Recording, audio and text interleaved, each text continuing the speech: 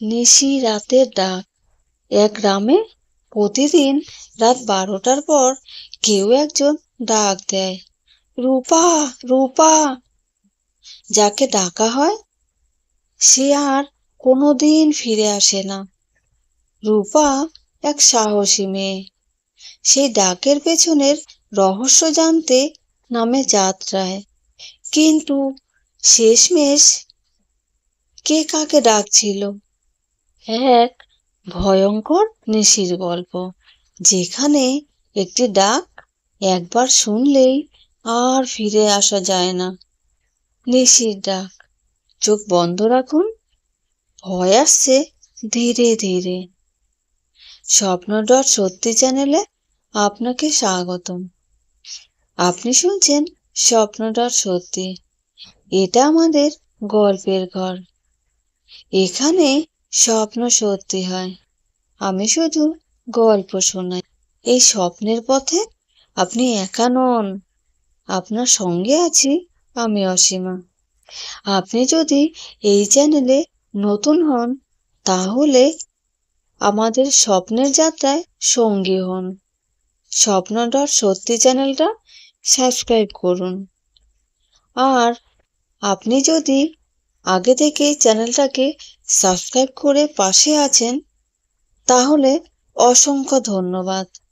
আপনি শুনছেন 26 নম্বর এপিসোডে আজকের গল্প, নিশি রাতের ডাক। হ্যাঁ, ঠিকই শুনেছেন, নিশি রাতের ডাক। রাত তখন ঠিক 12টা। পুরো গ্রাম ঘুমে ঢেকে গেছে। শুধু দূর থেকে ভেসে আসছে একটা ডাক, রূপা, রূপা, রূপা। কেউ জানে না কে ডাকে, কিন্তু যাকে ডাকা হয় সে আর ফিরে আসে না। গ্রামের নাম রূপনগর। পশ্চিমবঙ্গের এক প্রত্যন্ত গ্রাম রূপনগর। দেখতে শান্ত, নিরীহ এক জায়গা। কিন্তু এই গ্রামে একটা অদ্ভুত নিয়ম আছে। রাত 12টার পর কেউ জানালা খোলে না।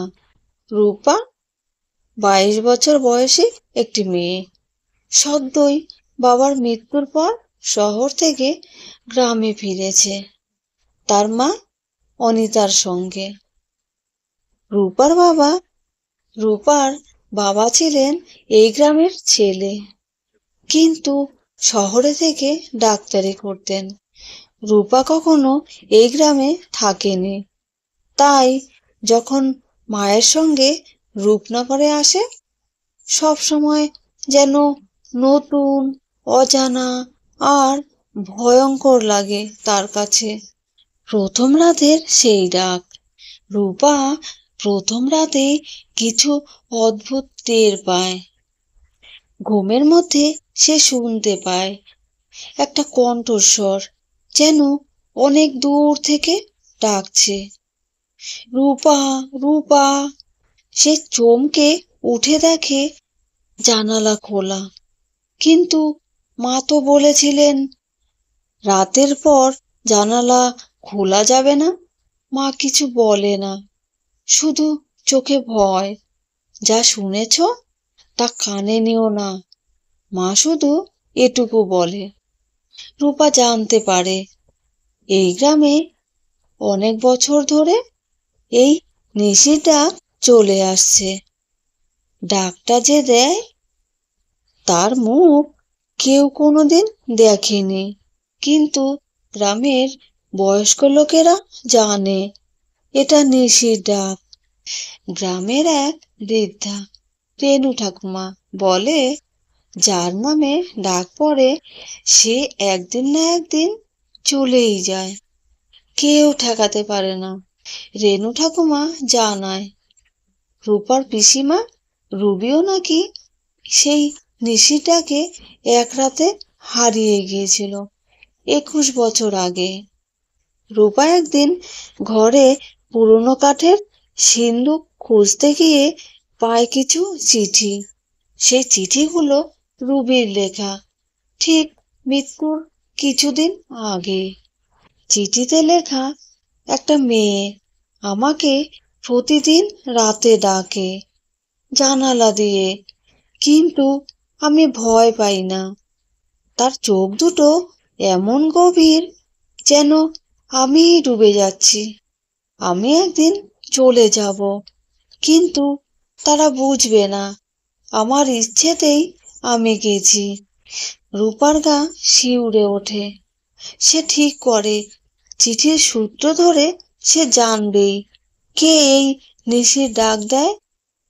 রূপা এক বন্ধুর মাধ্যমে সে আনে একটি সিসিটিভি ক্যামেরা, যেটা জানালার দিকে রাখা হয়। গভীর রাত হলে সে জেগে থাকে। রাত 12টা 16 মিনিটে সেই ডাক আসে আবার আবার, রূপা, রূপা। কিন্তু ক্যামেরায় কেউ নেই। তবে সে দেখতে পায় জানালার পর্দা হালকা কাঁপছে, আর ছায়া এসে পড়ছে ভিতরে। শ্মশান ঘাটের মাটির গন্ধ। গ্রামে একটা পুরনো শ্মশান আছে, যেটা বহু বছর ব্যবহার হয় না। স্থানীয়রা বলে যে ডাক আসে সেটা ওই শ্মশান ঘিরেই। রূপা একদিন সাহস করে দুপুরবেলা সেখানে যায়। শ্মশানের ভিতরে একটা পাথরের ফলকে লেখা, এইখানে ঘুমিয়ে আছে রুবি রায়, আর আত্মা মুখ এইখানে ঘুমিয়ে আছে রুবি রায়, তার আত্মা মুক্তি পায়নি। কিন্তু মা তো বলেছিল রুবির দেহ কেউ পায়নি। তাহলে এখানে শুয়ে আছে কে? রূপা এক রাতে মুখোমুখি হয় মায়ের সঙ্গে। অনিতা বলে, রুবি আমার বোন ছিল, তাকে আমি বাঁচাতে পারিনি। সে কিছুর মধ্যে জড়িয়ে গিয়েছিল। এক মেয়ে ওর স্বপ্নে আসতো, তারপর সে বদলে যেত। শেষে একদিন চলে যায়, আর ফিরে আসেনি। আমরা বলি সে মরে গেছে, কিন্তু আমি জানি সে বেঁচে আছে অন্য পারে। রূপা ভয় পায়, কারণ সেই মেয়েটা এখন তাকে ডাকে। রূপা একদিন সেই ডাক শুনে জানালার কাছে যায়। সে জানে জানালা খুললে হয়তো সে আর ফিরে আসবে না। তবুও সে জানালা খোলে। তার সামনে দাঁড়িয়ে একটা মেয়ে, লম্বা চুল, ফ্যাকাশে মুখ, চোখ দুটো গভীর আর শূন্য। সে বলে, তুই কি দেখতে চাস আসলটা? চল আমার সঙ্গে। রূপা আর নিজেকে আটকে রাখতে পারে না। সে মেয়েটার হাত ধরে সে চলে যায় অন্য এক জগতে। ধোঁয়া, কান্না, ছায়া, মৃত আত্মারা সবাই যেন হেঁটে বেড়াচ্ছে সেখানে। রূপা দেখে রুবি সেখানে বসে কাঁদছে, তার চোখে ভয়। রূপা জিজ্ঞেস করে, তুই এখানে কেন?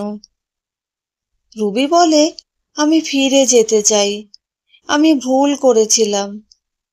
জানালা খোলা উচিত হয়নি। কিন্তু তখন সেই ছায়া মেয়ে আবার আসে। সে বলে, কেউ একবার এলে ফিরে যেতে পারে না, কিন্তু তুই পারবি, কারণ তুই ভয় পাসনি। রূপা ফিরে আসে নিজের বিছানায়।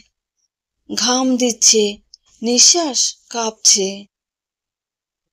সে ভাবে সবটাই স্বপ্ন ছিল, কিন্তু সকালে দেখে তার হাতের তালুতে রুবির চিঠির শেষ লাইন লেখা, ভয় পাস না, আমি তোকে দেখছি, এবার তুই ডাকবি আমাকে।